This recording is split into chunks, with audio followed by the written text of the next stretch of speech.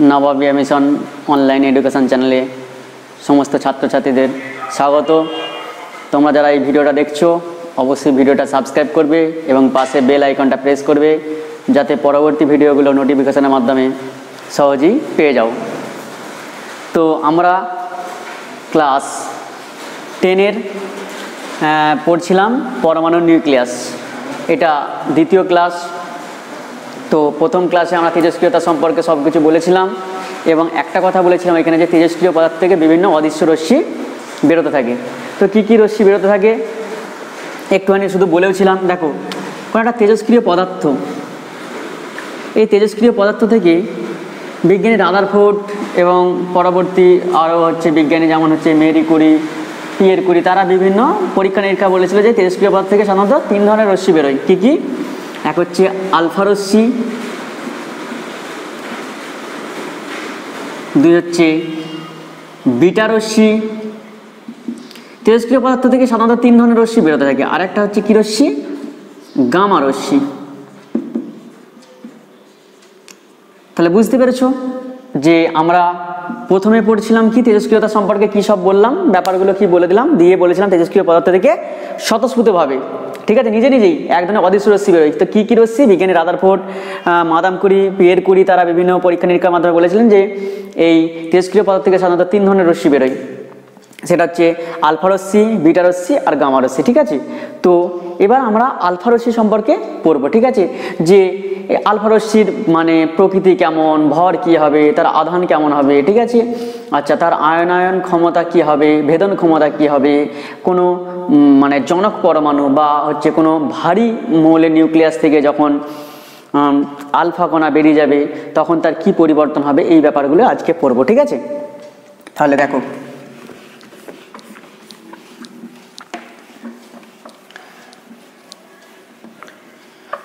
Alpha রশ্মি, দেখো alpha, ঠিক আছে, দেখো আলফা রশ্মি এই সম্পর্কে পড়ছি, ঠিক আছে।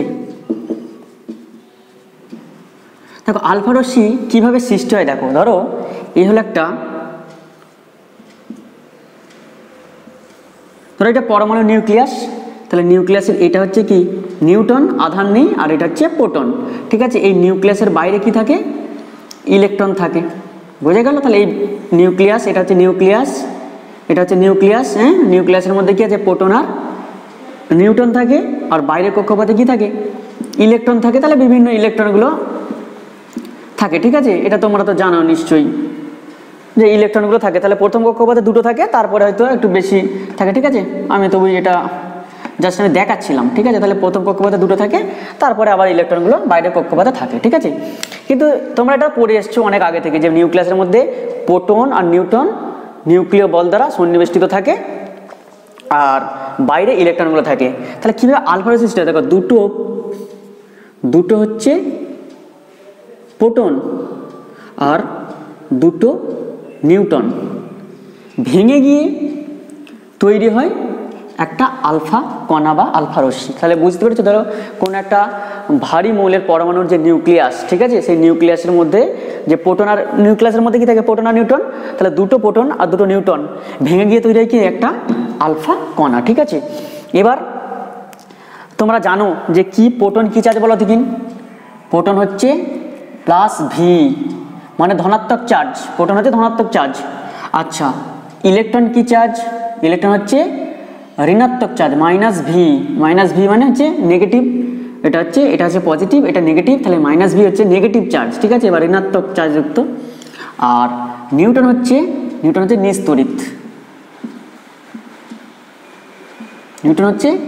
নিস্তড়িত, তাহলে দেখো proton positive charge, electron negative charge, আর নিউট্রন হচ্ছে নিস্তড়িত চার্জ। আমরা প্রোটনকে কিভাবে দিয়ে লিখি দেখো, আমরা প্রোটনকে এরকমভাবে লিখি, প্রোটন হচ্ছে H11, আর ইলেকট্রনকে কিরকমভাবে লিখি? ইলেকট্রনকে লিখি হচ্ছে E-10, আর নিউট্রনকে কি দিয়ে লিখি? নিউট্রন হচ্ছে N01, ঠিক আছে।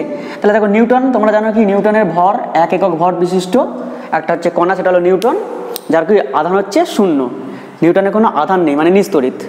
আর ইলেকট্রন হচ্ছে নেগেটিভ চার্জযুক্ত কণা, আর যার ভর সংখ্যা হচ্ছে 0, আর হচ্ছে প্রোটন, প্রোটন হচ্ছে ভর সংখ্যা 1 আর পারমাণবিক সংখ্যা 1, এতে কোনো নিউটন নেই, কারণ 1 - 1 সমান হচ্ছে 0, তাহলে এটার কোনো নিউটন নেই। ঠিক আছে, এবার দেখো এগুলো যদি বসায় তাহলে আলফা কণার আধান আর কি হবে, ভর সংখ্যা দেখো কি হবে। তাহলে দেখো এটা 2, প্রোটন হচ্ছে H11 প্লাস দেখো 2 N01।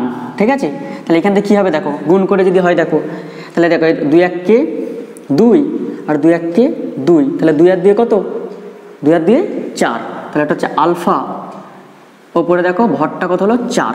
ঠিক আছে, আর নিচে দেখো 2 1 কে 2, এটা হচ্ছে 2 1 কে 2 আর 2 0 0। তাহলে তোমরা জানো কি যে কোনো একটা বিক্রিয়ার এদিকে যা ভর, মানে বিক্রিয়ার পূর্বে যে ভর আর পরে ভর কি থাকবে, অপরিবর্তিত থাকবে। তাহলে এখানে দেখো 2 1 কে 2 আর 0, মানে 2 প্লাস 0 কত হবে, 2 হবে, তাহলে হলো 2। তাহলে এই আলফা কণার ভর তুমি কত পেলে বলো দেখিন, 4। আর তোমার হচ্ছে পারমাণবিক সংখ্যা বা প্রোটন সংখ্যা কত পেলে, 2 পেলে। ঠিক আছে, তাহলে বুঝতে পেরেছো। আর এই আলফা কণার ভরটাই দেখো যে আমরা যে হিলিয়াম পেয়ে থাকি না, দেখো হিলিয়ামের পারমাণবিক ভর হয় কত, 4 হয়, হিলিয়ামের ভর 4, আর প্রোটন সংখ্যা বা পারমাণবিক সংখ্যা কত হয়, 2 হয়। তাহলে যে এই আলফা কণাটা না, এটা হচ্ছে হিলিয়াম কণা যে তার সঙ্গে সমান হয়, মানে একটা আলফা কণার ভর আর একটা হিলিয়াম কণার ভর আর চার্জ কি হয়, সমান থাকে। তাহলে বুঝতে পেরেছো পরিষ্কার কিভাবে আলফা কণার সৃষ্টি হলো, দুটো প্রোটন আর দুটো নিউট্রন ভেঙে গিয়ে একটা আলফা কণা তৈরি হয়। আর আলফা কণার ভর আর চার্জ কি হয় আমরা দেখালাম। ঠিক আছে, যে পারমাণবিক সংখ্যা কত হবে, এই যে বললাম যে প্রোটনটাকে লিখলাম, নিউট্রনটাকে লিখলাম, গুণ করে দেখলাম যে 2 1 কে 2 2 1 কে 2, 2 আর 2 কত হয়, 4, তাহলে 2 আর 2 4 হয়। আর এখানে 2 1 কে 2 আর 2 0 0, তাহলে যোগ করলে কত হয়, 2 হয়। তাহলে আলফা কণা বললাম কি যে 4 একক ভর বিশিষ্ট 2 একক পারমাণবিক সংখ্যা বিশিষ্ট একটা কণা, তাহলে সেটা হিলিয়াম কণার সঙ্গে সমান। তাহলে এবার আলফা কণা সম্পর্কে কি লিখছি দেখো,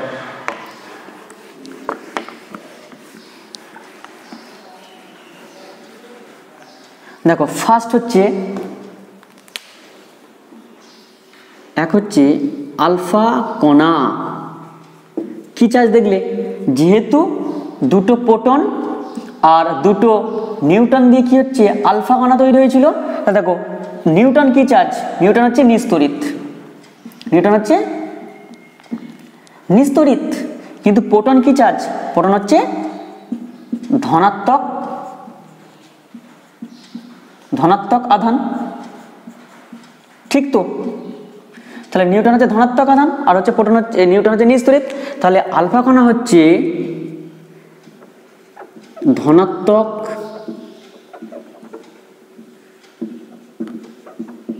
আধান যুক্ত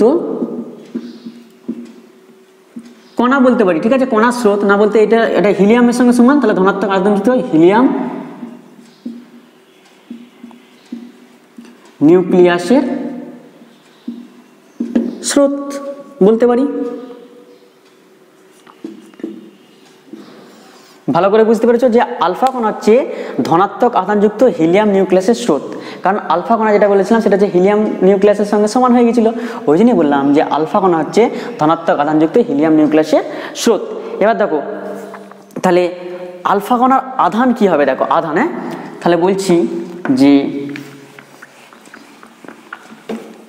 দেখো আলফা কণার আধান, দেখো এই নিউক্লিয়াসের এই নিউট্রনের কোনো আধান নেই, তাহলে আধান নেই, তাহলে এখানে কটা প্রোটন আছে বলো দেখিন, তাহলে দুটো প্রোটনের যে আধান, তাহলে আলফা কণাটা আমরা পেয়েছিলাম যে আলফা হচ্ছে 2 4 বা এটাকে আমি যে হিলিয়াম 2 4, তাহলে দেখো আধান প্রোটনের সাধারণ যে আমাদের প্রোটন তার হচ্ছে 1 1, তাহলে এই ভালো করে দেখো প্রোটন হচ্ছে H11 আর আলফা হচ্ছে H24, তাহলে বলো দেখিন এই একের থেকে এই দুইটা, তাহলে এর 1 প্রোটন আর এর 2, তাহলে একের কত গুণ, 2 গুণ।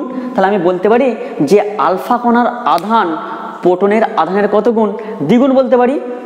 ভালো করে দেখো, তাহলে 2 নম্বর পয়েন্টটা বলছি যে আলফা কণার আধান, ঠিক আছে, প্রোটনের আধানের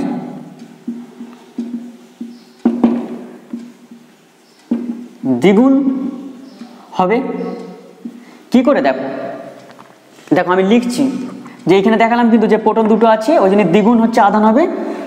দেখো এবার কেন হবে বলছি, দেখো দেখো একটা ইলেকট্রন আধান কত তোমরা পড়েছিলে ক্লাস 9 থেকে পড়ে এসছো। ইলেকট্রন আধান হচ্ছে -1.6 × 10⁻⁻19 কুলম। তাহলে ইলেকট্রন যেহেতু নেগেটিভ চার্জ এই জন্য যে নেগেটিভ আছে তাহলে 1.6 × 10⁻⁻19 কুলম। আর একটা হচ্ছে প্রোটনের আধান কত হয়, ঠিক মানটা একই থাকে,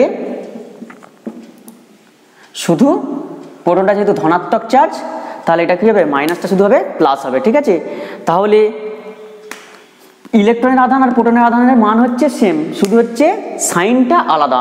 তাহলে একটা আলফা কণার আধান কত হবে, তাহলে আলফা কণার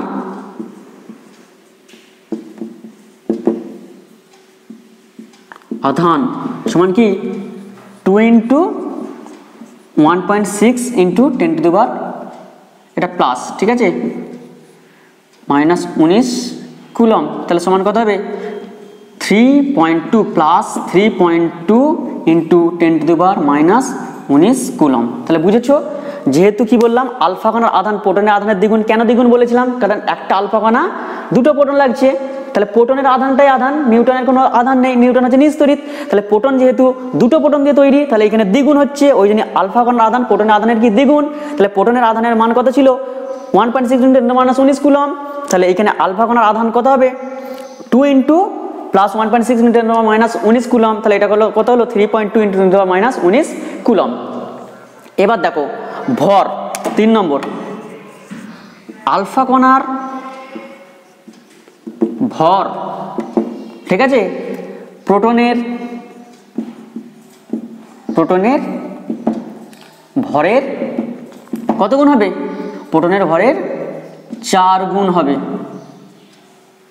কত গুণ হবে, 4 গুণ হবে। কেন বলো দেখিন, এইখানে আবার দেখাচ্ছি দেখো। তাহলে আমরা প্রোটনকে কেমন ভাবে লিখেছিলাম H11, তাহলে এটা ভর, তাহলে এর ভর কত 1 একক। আর আলফা কণার ভর কত বলেছিলাম H দেখো 24, তাহলে এর ভর 1 কত গুণ 4টা, 1 কত গুণ 4 গুণ, আর এটা ছিল 1 কত গুণ 2 গুণ ছিল। তাহলে এইটা বলেছিলাম কি, ওই জন্য আলফা কণার আধান প্রোটনের আধানের কত গুণ দ্বিগুণ। আর এখানে আলফা কণার যে ভর প্রোটনের ভরে কত গুণ হচ্ছে 4 গুণ। তাহলে এই জন্য লিখে দেখো আলফা কণার ভর প্রোটনের ভরের কত গুণ হবে 4 গুণ হবে। তাহলে বুঝতে পেরেছো, তাহলে আলফা কণার ভর কত হবে, অতএব একটি আলফা কণার ভর, ঠিক আছে, অতএব হচ্ছে তাহলে একটি আলফা কণার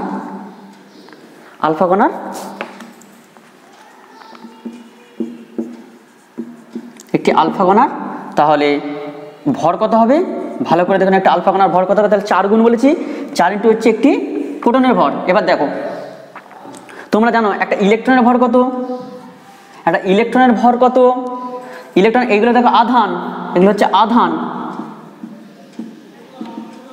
ইলেকট্রনের আর প্রোটনের ভর, ইলেকট্রন আর প্রোটনের ভর কত, এটা হচ্ছে 9.1 × 10⁻31 কেজি।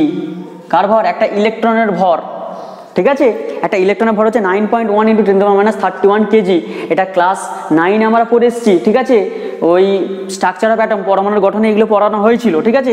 আচ্ছা এবার দেখো একটা প্রোটনের ভর কত, একটা ইলেকট্রনের ভরের 1836 গুণ, মানে হচ্ছে 1836 ইন্টু একটা হচ্ছে ইলেকট্রনের মাস, ইলেকট্রনের মাস কত 9.1 × 10⁻31 কেজি।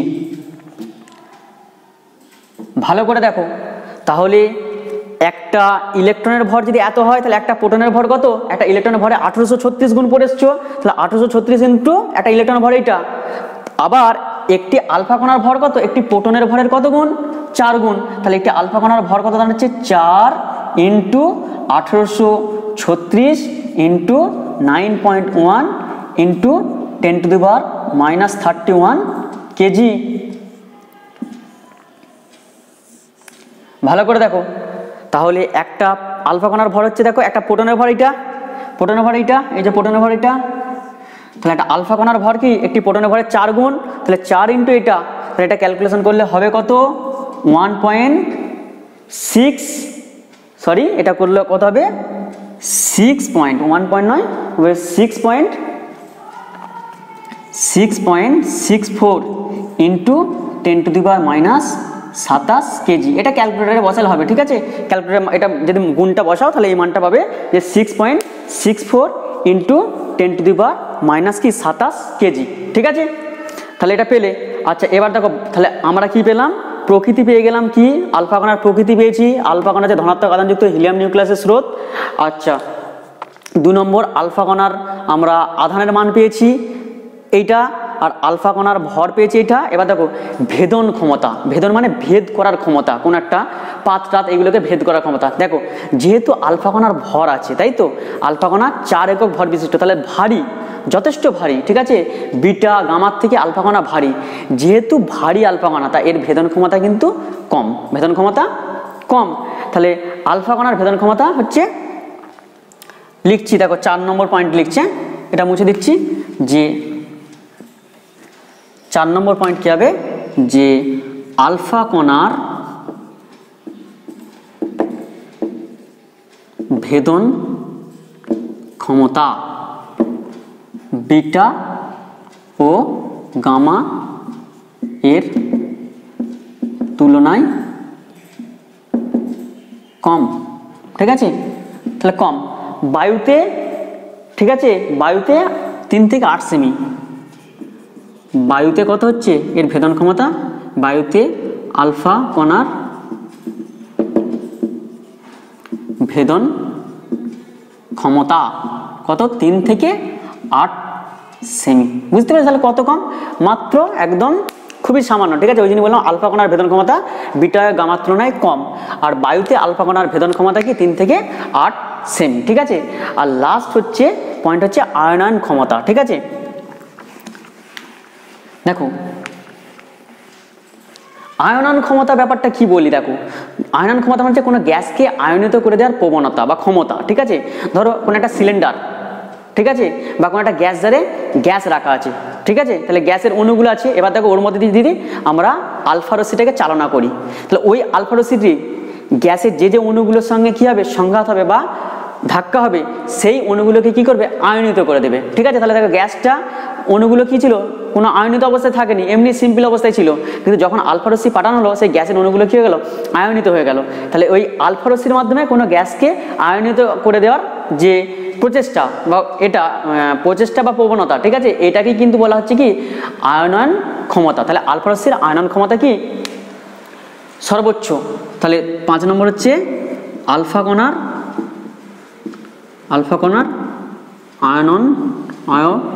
আয়নায়ন ক্ষমতা, তাই তো আয়নায়ন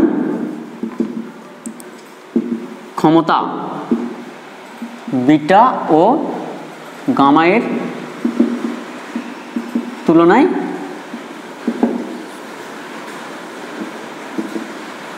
অনেক বেশি হয়, ঠিক আছে।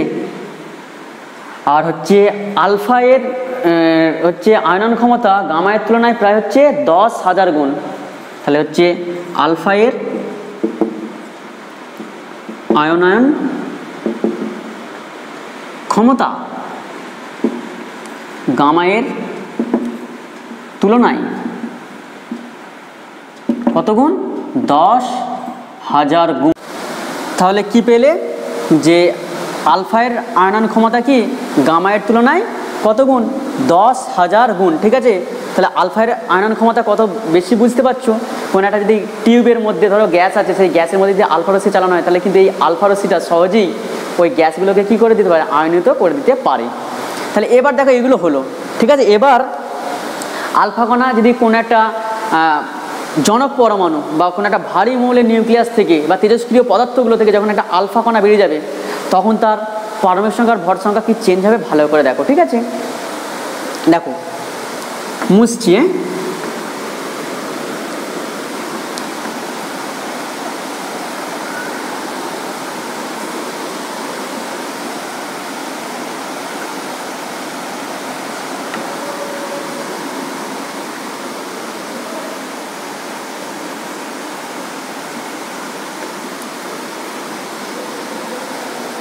দেখো ধরো আমি বলছি, ধরো ইউরেনিয়াম বললাম, একটা তেজস্ক্রিয় বলেছিলাম, ঠিক আছে, ইউরেনিয়াম 92, ঠিক আছে, ধরো একটা তেজস্ক্রিয় মৌল ইউরেনিয়াম 92 238, ঠিক আছে। তো এইখান থেকে একটা ধরো আলফা কণা বেরিয়ে গেল, ঠিক আছে। তাহলে আলফা কণা বেরিয়ে গেল মানে ধরো আলফা কণা উৎপন্ন, ধরো আলফা কণাটা এরকম আমি লিখছি, আলফা কণা তাহলে ভর কত হয় 4, আর কত হলো তোমার এই দিকটা হলো ধরো 2 হয়, পারমাণবিক সংখ্যা 2 হয় আলফা কণার, পারমাণবিক সংখ্যা 2 বা পরমাণু ক্রমাঙ্ক হয়, পরমাণু সংখ্যা হয় 2 আর ভর সংখ্যা 4, ধরো প্লাস, ঠিক আছে, প্লাস ধরো এটা ধরো লিখলো থোরিয়াম, কথার কথা লিখলাম থোরিয়াম, ঠিক আছে। ধরো থোরিয়ামের এখানে ধরো দিল এক্স আর এটা ধরো দিল ওয়াই, ঠিক আছে। তাহলে তোমাকে ধরো জানতে চাইলো যে এক্স সমান কত আর হচ্ছে ওয়াই সমান কত, ঠিক আছে, ভালো করে বুঝবে।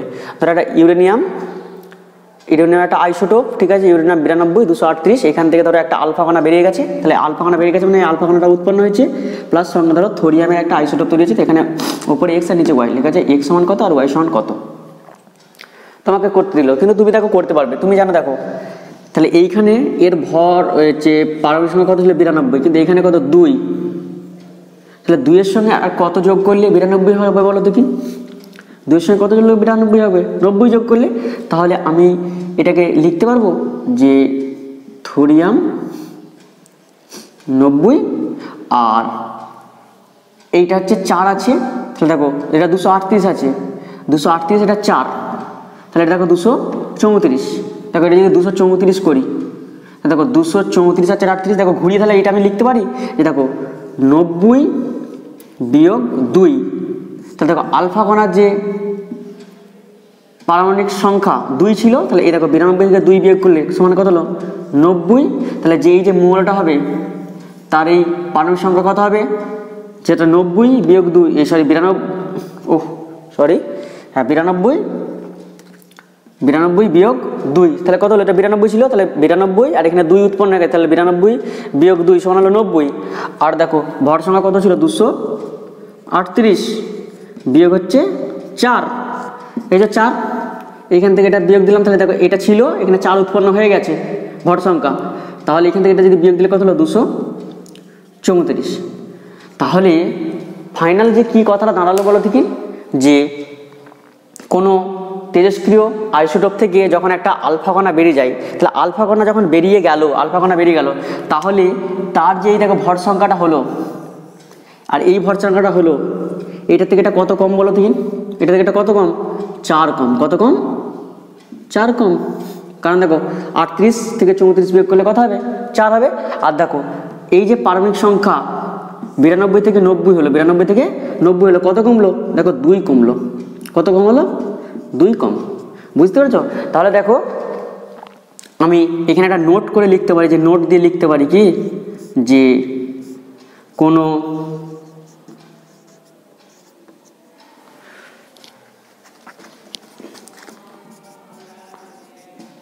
দেখো কোনো তেজস্ক্রিয়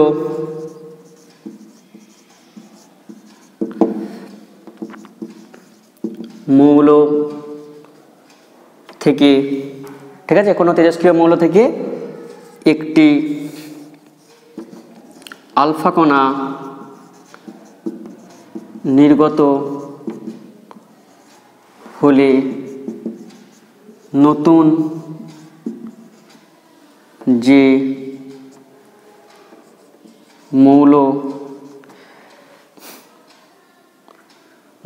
মৌলের পরমাণুর নিউক্লিয়াস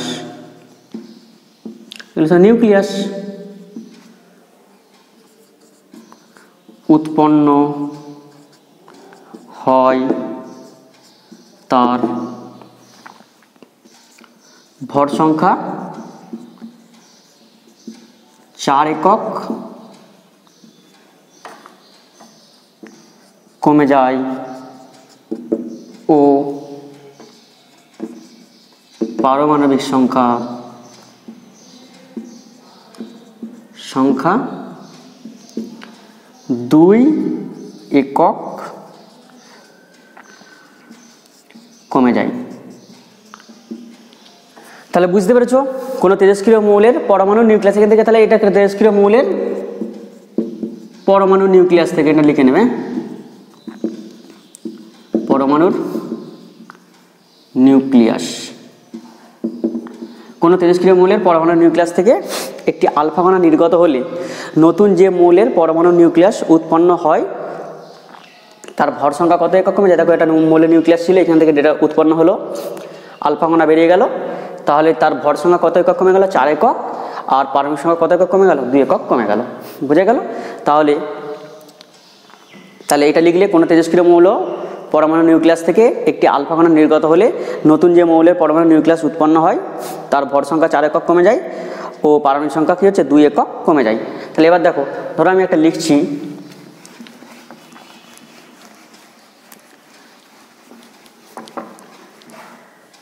যে ধরো একটা পরমাণু আছে এক্স, ঠিক আছে, ধরো এর এইটা আছে, ধরো জেড আছে, আর এখানে ধরো আছে ধরো এম আছে, ঠিক আছে। ধরো এখান থেকে এরকম দেখালো যে মাইনাস আলফা মানে কি বোঝাচ্ছে বলো দেখুন, যে আলফা কণা নির্গত হচ্ছে, ঠিক আছে। তাহলে আলফা কণা নির্গত হলে নতুন যে মৌলটা ধরো উৎপন্ন হলো ওয়াই দিয়ে এইখানে দিলে এটা কত আর এটা কত। তাহলে কি করবে তুমি জানো ভর সংখ্যা কত একক কমে যায়, 4 একক কমে যায়। তাহলে এর এম ছিল, তাহলে এম থেকে যদি 4 কমে যায় তাহলে এম বিয়োগ 4 পাবে। তাহলে এখানে ভর সংখ্যাটা কত হলো, এম বিয়োগ 4। আর বলেছি যে পারমাণবিক সংখ্যা যেটা থাকে ধরো জেড, তাই তো, তাহলে জেড 2 একক কমে যায়, তাহলে এটা কত হবে, জেড মাইনাস 2। তাহলে তুমি লিখবে যে কি, যে মৌলটা উৎপন্ন হলো তার হচ্ছে পরমাণু নিউক্লিয়াসের ভর সংখ্যা কত হবে, এম মাইনাস 4 আর জেড মাইনাস 2। বুঝতে পেরেছো? কারণ আমি বলেছিলাম ভর সংখ্যা কত কমে যায়, 4 কমে যায়, আর পারমাণবিক সংখ্যা কত কমে যায়, 2 একক কমে যায়। তাহলে এটা লিখলাম। এবার ধরো তোমার একটা কোশ্চেন দিল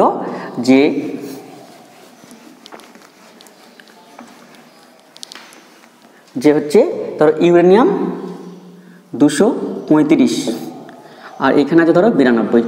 ধরো এখান থেকে বললো যে -2 আলফা, মানে 2টো আলফা বেরিয়ে গেছে, তাহলে এটা কি উৎপন্ন হবে। তাহলে কি উৎপন্ন হয় বলো দেখুন। দেখো একটি যদি লিখছি, ধরো যে একটি আলফা কণা নির্গত হলে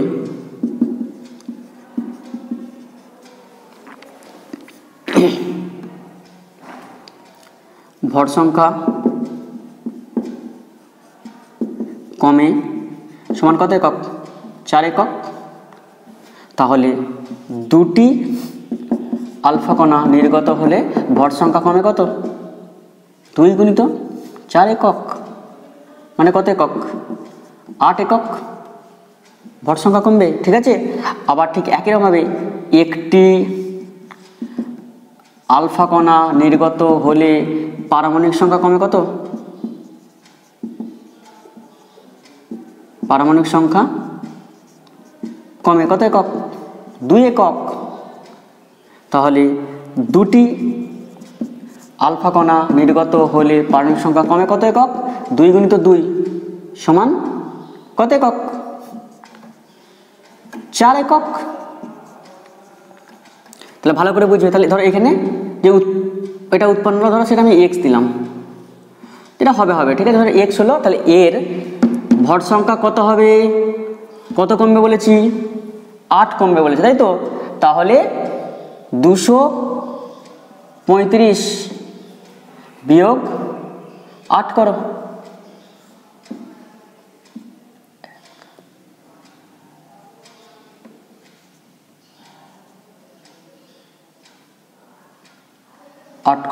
সরি 7 দিতে 15, হাতে থাকে 1, 9 × 13, 8 × 15, 7 দিতে 15, হাতে থাকে 1, 1 × 2, 3, 2 দিতে আর হচ্ছে 2, তাহলে কত হলো 227, ঠিক আছে, তাহলে এইখানটা কত দাঁড়ালো 227 আর 92 ছিল, তাই তো? তাহলে 92 থেকে কত কমছে 4, তাহলে 88, তাই তো?